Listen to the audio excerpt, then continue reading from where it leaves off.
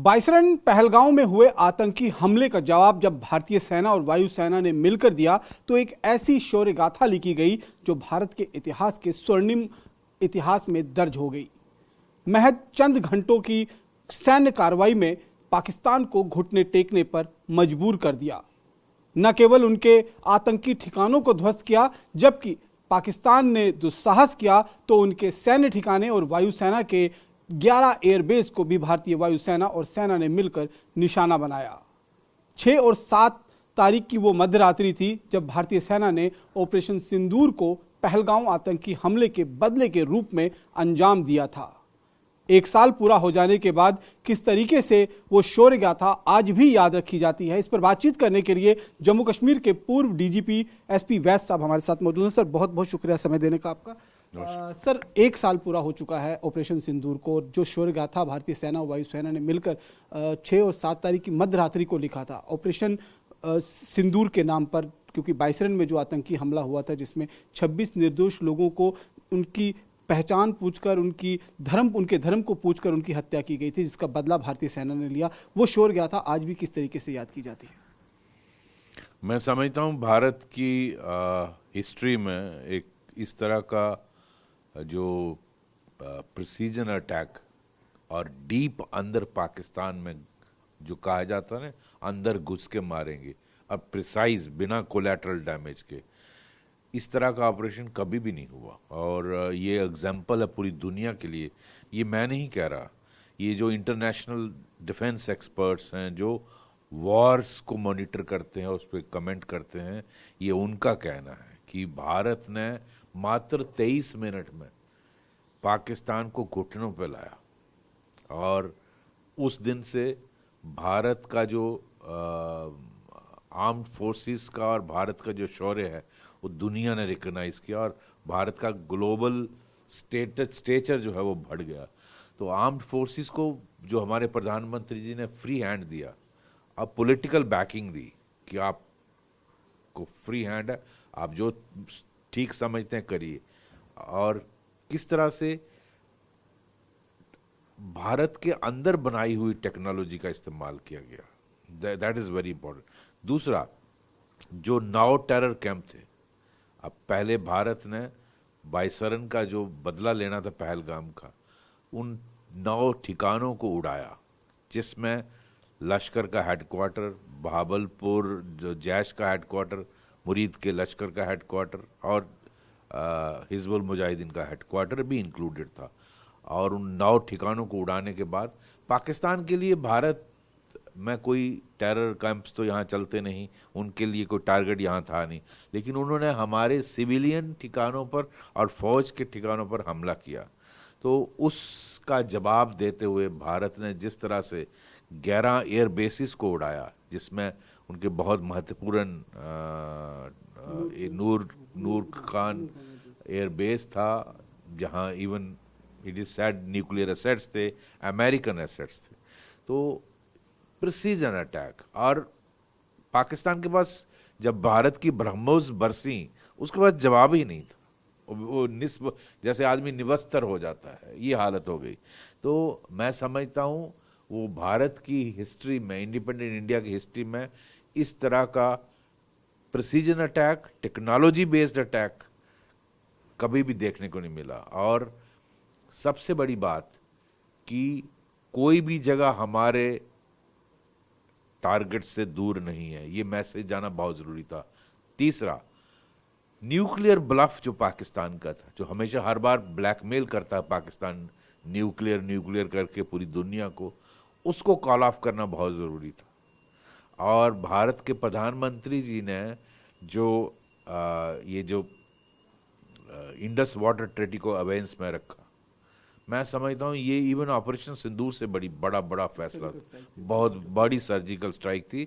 और मैं आपके माध्यम से आज ये जानना चाहता हूँ, ऐसी क्या मजबूरी है पाकिस्तान की, जब हमारे प्रधानमंत्री जी ने बड़ा क्लियर किया कि ब्लड एंड वाटर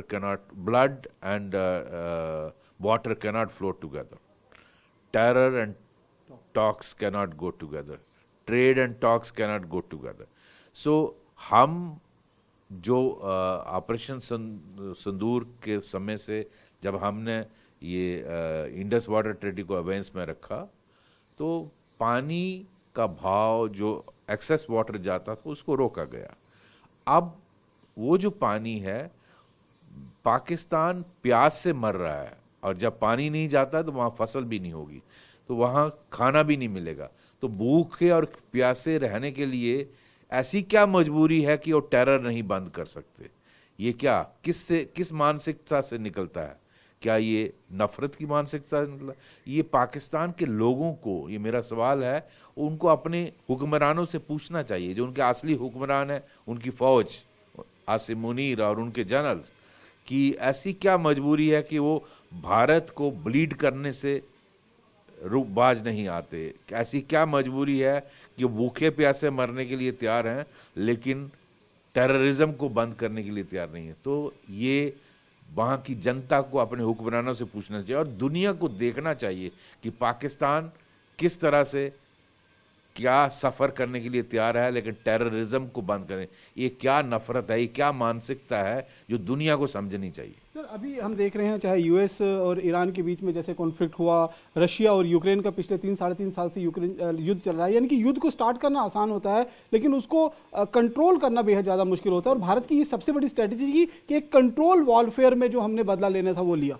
बिल्कुल, भारत ने जो इस किसी भी जंग में उसको कंट्रोल करना बहुत ज़रूरी होता है। वो कितनी फैल जाएगी, कितनी दूर तक जाएगी, और उसका आपके देश की इकोनॉमी पर, आपके लोगों पर क्या असर रहेगा, ये भी बहुत इम्पोर्टेंट है। जब कहीं भी आप हमला करते हो तो रिटेलिएशन भी होता है, तो उसकी रिपरकशंस होती हैं, आपकी कैजुअलिटीज होती हैं, आपकी इकोनॉमी को डैमेज होता है। ये बहुत ज़रूरी था। लेकिन इस ऑपरेशन सिंदूर मैं समझता हूँ ये भारत ने अच्छी तरह से देखा था कि किस तरह से हमें इसमें एग्जिट स्ट्रेटेजी होनी चाहिए, हमें अपना मकसद पूरा करना। हमारा मकसद था टेरर कैंप्स को उड़ाना, उड़ा दिया। हमारा मकसद था पाकिस्तान को घुटने पे लाना, उनकी जब उन्होंने रिटेलिएट किया तो उनको दिखाना कि हम क्या कर सकते हैं, वो हमने अचीव किया मात्र 23 मिनट में। तो ये क्लियर मैसेज था। भारत को एक कंट्रोल्ड आर्म्ड ऑपरेशन हमने किया, जो ऐसा नहीं कि फैलेगा। जिस तरह आप देख रहे हैं यूक्रेन 4 साल से चल रहा है, अब देखिए अमेरिका ईरान कब से फंसे हुए हैं, इजराइल गाजा हमास वो सब कब से चल रहा है। तो बहुत ज़रूरी है एग्जिट स्ट्रेटेजी, वो इसमें प्रिसाइज थी। जी सर, हमने ये भी देखा कि इस बार जो है वो हार्ट ऑफ द पाकिस्तान का जो था इलाका उसको स्ट्राइक किया गया, चाहे वो बहावलपुर हो चाहे वो मुरीद के हो जो पंजाब प्रांत में आता है, क्योंकि पाकिस्तान मेनली पंजाब प्रांत से ही ऑपरेट होता है।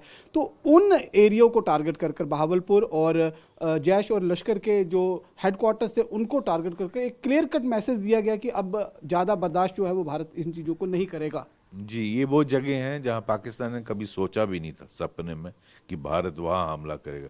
हमारा अगर आप देखें सर्जिकल स्ट्राइक था या बालाकोट था, तो पीओजे के तक ही लिमिटेड था। ये पहली बार हुआ कि डीप इनसाइड पाकिस्तान, पंजाब में, बावलपुर हो, मुरीद के हो या जो भी जगहें थी, उनको हिट किया और एक क्लियर मैसेज दिया कि हमारी रीच तुम्हारी गर्दन तक है, कहीं भी हम पहुंच सकते हैं। तो ये बहुत इंपॉर्टेंट था और एक क्लियर मैसेज था पाकिस्तान के लिए। फिर ये भी एक देखा गया कि जो स्ट्रेटजी भारत ने अपनाई उसने मैक्सिमम डैमेज किया, लेकिन अपनी तरफ मिनिमम अगर हम कह सकते हैं तो नुकसान जो है वो हमें झेलना पड़ा है। ये हमारा एयर डिफेंस सिस्टम इतना इफेक्टिव था, जो आकाश तीर और दूसरे एयर डिफेंस सिस्टम थे।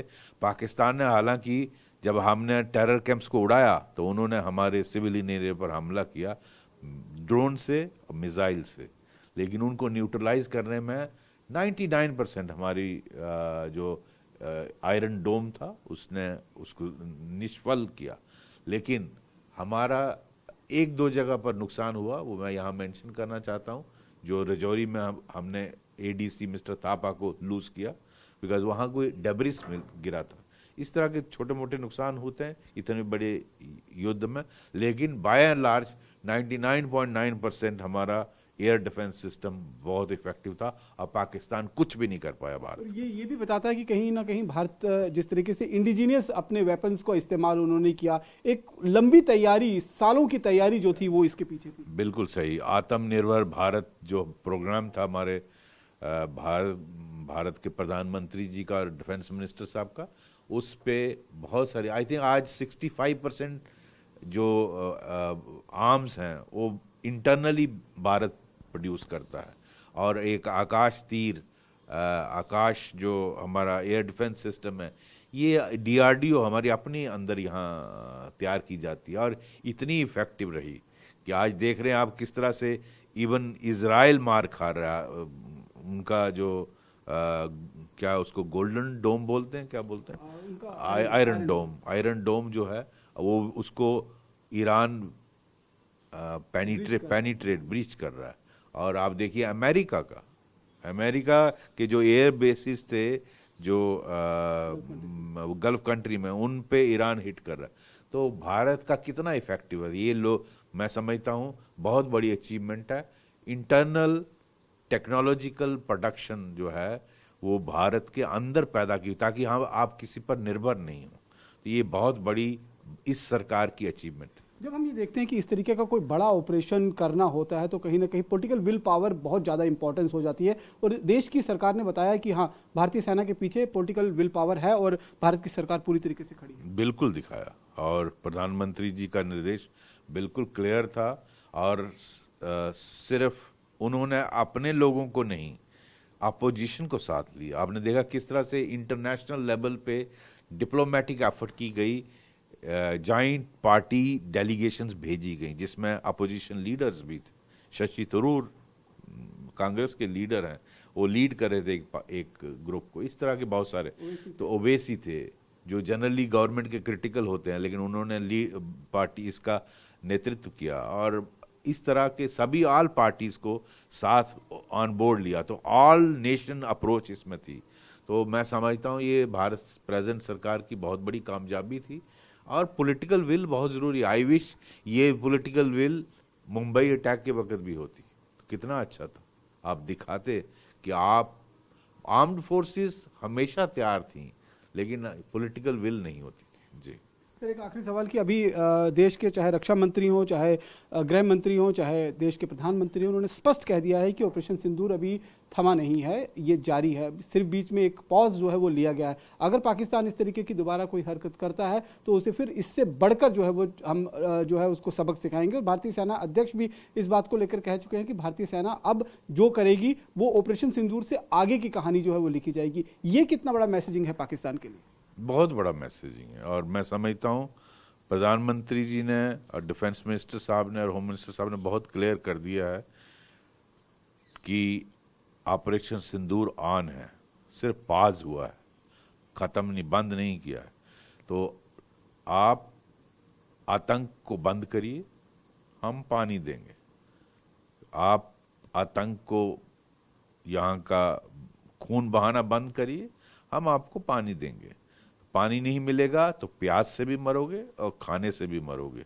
तो भूखे और प्यासे रहिए, और अगर आप चाहते हैं आतंक चलाइए। तो इसलिए क्लियर मैसेज है, अगर आपने दोबारा नापाक हरकत की पहलगाम या पुलवामा करने की, तो आपको इससे बदतर हालत होगी। और भारत वो करेगा जो पाकिस्तान ने जिंदगी में नहीं सोचा होगा। भारत की इस कार्रवाई से पाकिस्तान आज भी खौफ जता है? बिल्कुल है खौफ। तभी तो बंकर में आसिम मुनीर दिखता है, उसका मजाक उड़ रहा था कि बंकर क्या,